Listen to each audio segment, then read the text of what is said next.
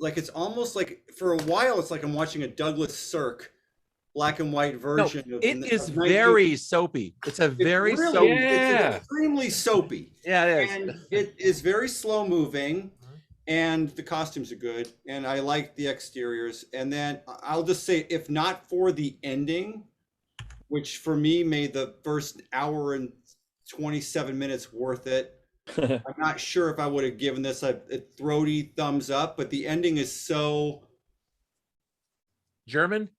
ah, Uncompromised. yeah, the ending is pretty fucking like hardcore. Yeah. I want to Yeah. point out just for a moment that Matthias Haberich here is one. I had to look him up to make sure he wasn't related to Aaron Eckhart, because this is definitely German Aaron Eckhart. Yeah. And two, he is a very prolific German actor. He's been active for almost 60 years, more than 60 years. Oh, still around? He's 81 years old. No, he was in something else I've got recently. He was in he's Enemy not at in the Gates in 2001. Yes, he's not in anything. He's not in anything we've watched. Somehow this guy who's in a million German films, this is the first one that we've watched on this show that he's in. But yes, he's in Enemy at the Gates and he's in Downfall. Wow.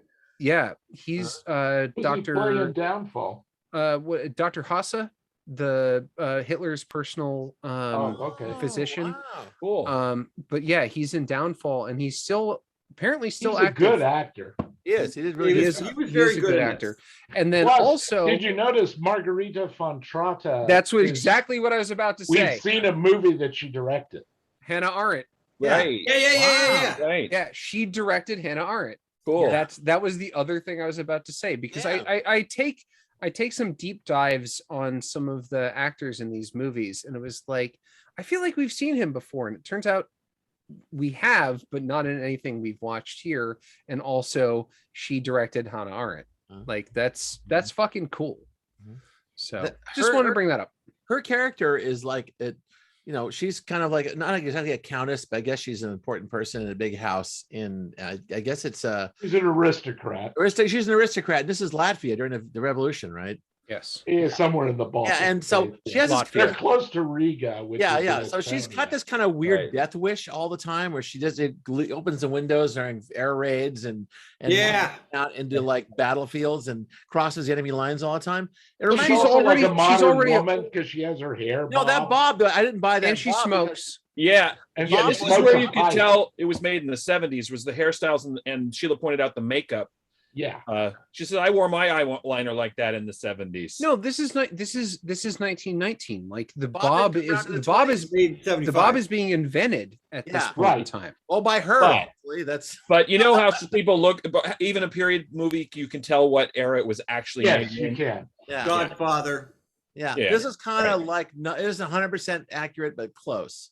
I was going to say you can tell what era this is made in because all of these Friedenskorps guys look like they're fucking Nazis without fucking swastikas on their heads. Although it was neat, like, that they had all different kinds. There was a Cossack and there was Russian uniforms and German uniforms all mixed together. And the language, it was half German and half French in this thing. Yeah, it was very odd. Because the aristocrats in the Russian Empire all spoke French rather than Russian. I was wondering about that. Yeah. This is kind of a Prussian thing, right? Where this is like... And plus... The old lady, Deanne. Oh God, her. She's like a Belgian actress. Okay, she was a cabaret singer too. Can I have a moment, please? Yeah.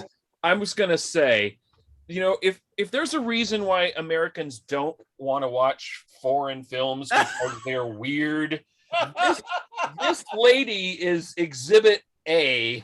Oh yeah, it's like she's a freak show in every scene that she's in. Yes. What's the deal with her? What's going on? Some sort of trained simian they bring into all the scenes to kind of like just run around and like throw crap all over the place. It's weird, man. It's like weird. Getting Lillian Gish. She has syphilis. Golden Pond, but it's really? different. I don't know if that helps or not. When she just starts laughing hysterically at the end of this scene where she's singing at the piano. Yeah. She has syphilis. Are you serious? No, that's what syphilis does. It's fucking brain worms. Like But is it spelled out in the film, or are you jumping to this? No, I'm jumping to conclusions, Okay. but she absolutely has syphilis. Or Like she this- has Alzheimer's. I withdraw. I dementia, withdraw I don't think she's old enough to have Alzheimer's. Like I withdraw my objection. I know, but she's old. She's young enough to color her hair, though. He was a Oh character. my God! And her eyebrows. And eyebrows, exactly. She does, yes. Woo! This was, I mean, I liked her. I think I I think enjoyed. Was it? She's a crazy old lady. Yeah. I think it's really important to talk about stuff like the Freed Corps and stuff like that, because these guys at the end of this war all go back to Germany, and they're just like, well, we have nothing to do. So they sit around for a while, and then the Bolsheviks try to take over Germany.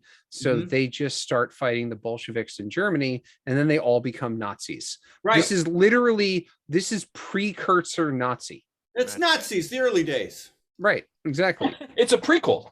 Right. Well, Prussians, there's a Did not see that coming. Prussian military The mindset. Phantom They always Edit. kept fight going. between the Prussians. That's the feeling I got. It's like most of the officers are Prussians, and Prussians have to be in a war. Well, remember the Germans call okay. So like, how did all the Jews and Germans end So up in the missing Baltic Jared right states? now. They all moved east Uh-huh. to get out of Germany, basically. Right, yeah. And they weren't the best, but there were the Teutonic Knights. If you've seen Alexander Nevsky, Right. there were all these Germans. They were an ethnic minority living in the cities mainly, but they also ran some of the farms or plantations.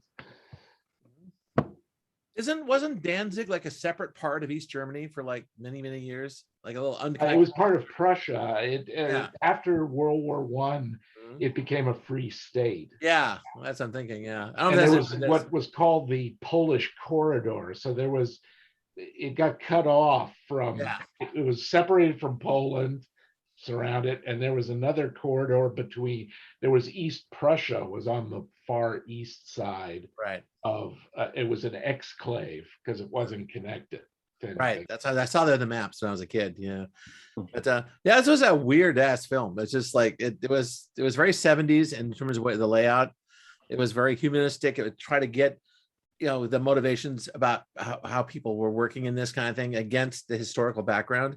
Yeah, the war was very off stage in this movie. Yeah. And I don't think it wasn't just the budget. No. I think partially it was the budget, but also partially,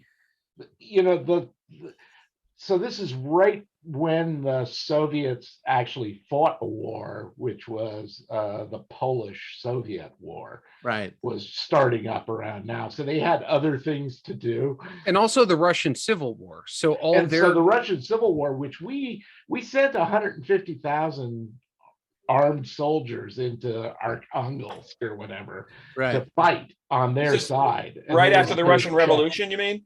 Yeah, it's right after the end of World War Revolution. It's the white Russians or the royalist monarchists all got together and said, we're going to fight it.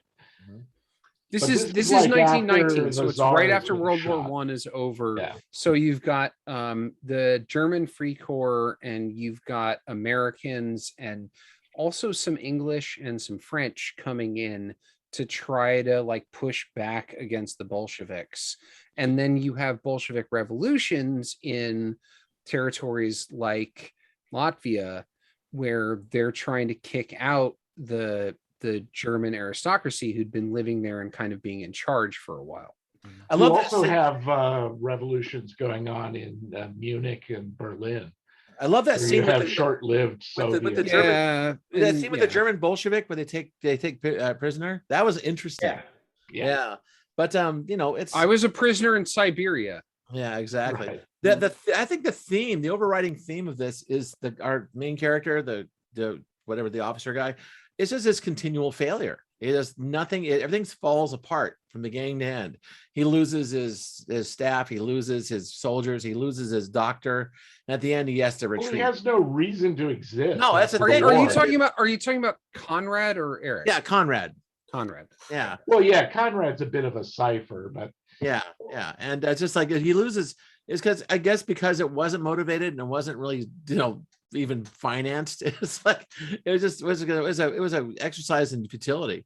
Well, they descend this war train in. Also, war trains are awesome, but they descend this war train in to go and pick up the German mercenaries and take them back to Germany because they were getting their fucking ass kicked. That's right.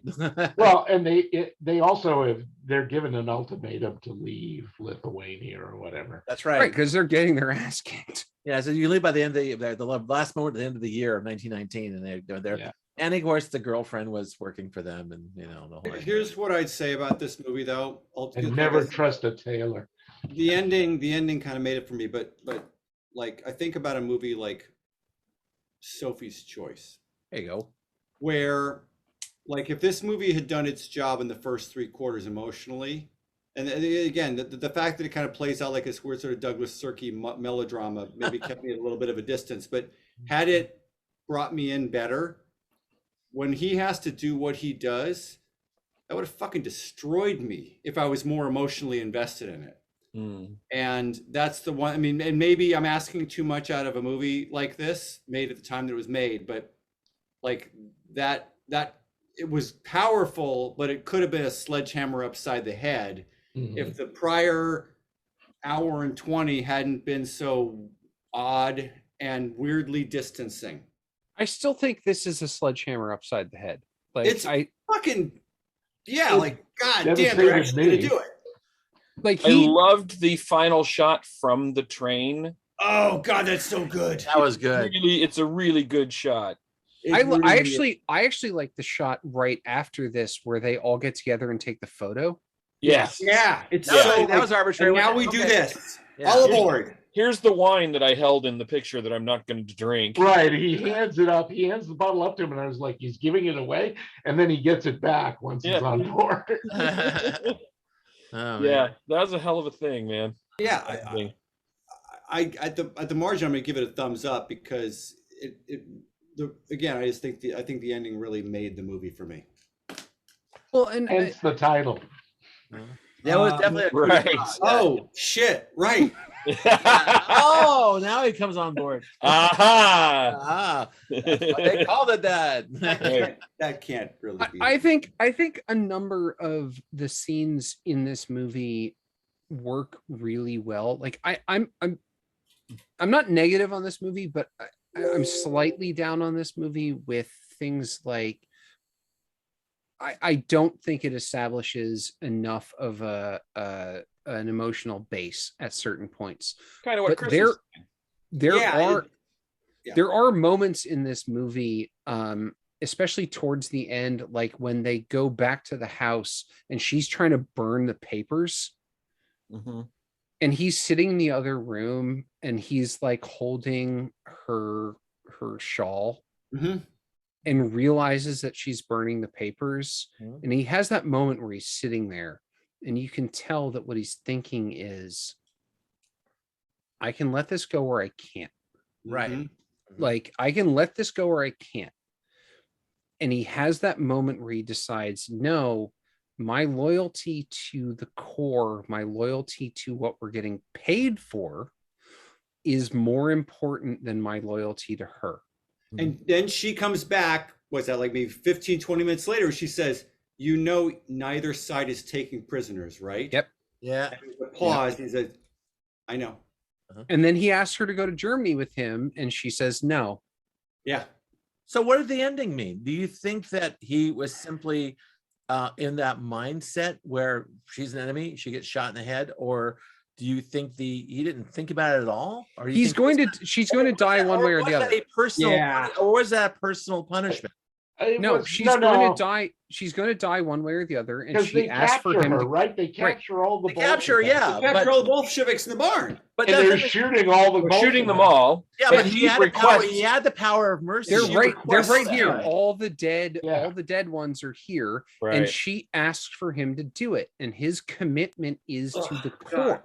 Right. Yes. So when she asks for him to do it, he has to do it as his martial duty. Plus his boyfriend, her brother. Well, yeah, he can't say no to her, I guess. Yeah. Yeah, and her brother got blown up because he decided to run when he heard incoming fire. That was Yeah, that was weird. pretty good. That Yeah. was a weird fucking thing. Uh, The I got fact the that feeling this- he didn't see as much action in World War One as Yeah. the fact that I was like, oh, he's gonna die. yeah, boom. Yep, he and died. so he did. That was it. The execution is shot in this wide shot that's behind you, Tad. And I thought that was interesting because, I mean, a director has a choice in a scene like this. Are we going to show this guy's face as he's doing this thing? And the choice faces was, away because You never see his face the whole time No, he it's walks impersonal. up there. You never see his face. Nope. Like the all of this is separated, and really, honestly, almost all of the violence in this movie is separated. they're compartmentalized. Yes. When they shoot the German guy in the town, they cut away from him standing there after he smoked the cigarette to inside where she's yeah. washing You just hear the dishes, gunshots. Yeah, and you then just hear the gunshot. and also, Right. why couldn't that guy shoot at the same time that everyone else did? That's weird. Did you notice that there were two pops? Yeah, you're right. Oh, There yeah. were. It's There were, like- you're right. It You're probably right. refers to the fact that a lot of people don't. The reason and they always give like one person a blank or something. There were like three guys, so I don't think they did. Yeah, that, so but, they were right. okay. What's that famous thing about firing squads? It's like not everybody shoots. Right. Yeah. Yeah. so- Although, again, I want to point out this is beautiful. There were some the exteriors in this movie are really beautiful. where was it shot? Was it shot in West Germany? I think it was shot in West Germany. yeah. Okay. Well, it looked really great. Well, It looked really What's a authentic. bigger bummer, this or Tin Drum? I couldn't make myself watch Tim Drum, so I have no idea. I haven't seen Tin Drum. I haven't read the Margaret Yarsenair book that this is based on. I bought the French version for a friend in Germany, but I never got around to reading it. The Was Tin your friend in Drum is Germany an in the Freight incredible Corps? book. Unfortunately, the movie doesn't. It's like Catch-22. It's hard to make a movie out of Catch-22. I like that movie. Also, the Freikorps was pretty much over in the next couple of years, right? It wasn't around for the beginning. Oh, the Nazis or World No, War. Freikorps? because they brought them all back to But I thought by Germany. name, like a brand, it's like a fun brand name, though, wasn't it? No, they brought them all back to Germany, and then they fought the Social Democrats and the Socialists in the street, literally in the street. In the 20s. And then in the 20s, Right. and then in the early 30s, most of them got absorbed into the SS or the SA. That's right. I'm saying that they were gone by the time the Nazis took power. Could I have a definition of what Freikorps is for the viewers who might not know? Oh, So they're mercenaries. ex-soldiers, Also- groups of ex-soldiers from World War One, German usually or Austrians. Usually German. We just love doing. It goes further back than that. The It does. Freikorps goes back even before the founding of like official Germany. It's Germanic soldiers who had mustered out of whatever army and war they were in, who become mercenaries as a group. It's like we keep the same hierarchy, but we're getting paid to go over here, we're getting paid to go over there. Sort of like the Laughing Man almost, where I mean, you could almost consider that to be a Freikorps of Germans going to the Congo as a group to fight for whatever person's paying. So it's I don't an want organized army. I don't want to stereotype because It's basic, and you know, it was basically for right-wing causes. So. Generally, there's a strange like thing with Germans, especially the ones who were a militaristic background of doing this kind of thing. They want to keep the war going when there's no war going. But also they didn't have anything left. As that's in the movie. That's actually stated outright in the movie. Right. Yeah. Like what else would I do? You know? I never heard of this movie. It was a complete surprise to me too. I think surprise. I knew, and that guy Volker Schlöndorff. Volker Schlöndorff. He's done a few things. I mean, he's still making movies. It looks like. Yeah. A couple of American ones in the 90s. When we were importing all the German directors. Well, and his wife, they got divorced like sometime around when this movie was made. Okay. Margarita von Traute. Wait. That's his wife? That's his wife. Yeah. And she's an incredibly successful director on in her her own. own right. I Yeah. should ask Did, Volker on Schlöndorff. art. He's probably still pissed about it. Yeah. No, do we know any backstory on why it was shot in black and white in the 70s?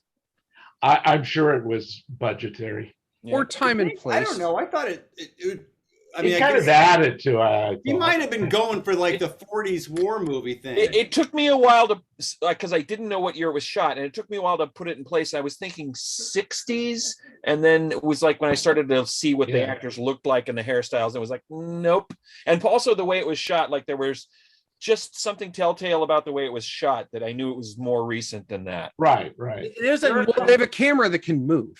There were a That's couple of really nice scenes where they like it's like their silhouettes framed against like Yes. really high contrast black and white stuff I really enjoyed. Yeah, there was some cool shit where they were running through that barn and the camera was on the Yes. other side following them. Yeah, That that was was great. There was that scene where the biplane was bombing that house.